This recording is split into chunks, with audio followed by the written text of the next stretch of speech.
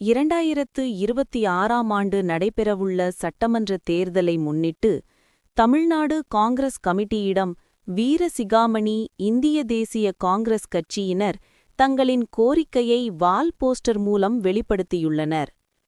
தென்காசி மாவட்டத்தின் தென்காசி, கடையநல்லூர் மற்றும் ஆலங்குளம் ஆகிய தொகுதிகளில் காங்கிரஸ் கட்சிக்கு ஒதுக்கப்படும் தொகுதியில் கீழப்பாவூர் யூனியன் முன்னாள் சேர்மனும் முன்னாள் மாவட்ட காங்கிரஸ் கமிட்டி தலைவரும் வழக்கறிஞருமான எஸ்.கே.டி. காமராஜ் அவர்களுக்கு போட்டியிட வாய்ப்பு வழங்க வேண்டும் என வலியுறுத்தப்பட்டுள்ளது. கட்சி வளர்ச்சிக்காக நீண்ட காலமாக பணியாற்றி வந்துள்ள அவர் பொதுமக்களிடம் நல்ல ஆதரவு பெற்றவர் என்றும் அவரது வேட்புமனு கட்சிக்கு வெற்றியை தேடித்தரும் எனவும் ஆதரவாளர்கள் நம்பிக்கை தெரிவித்துள்ளனர்.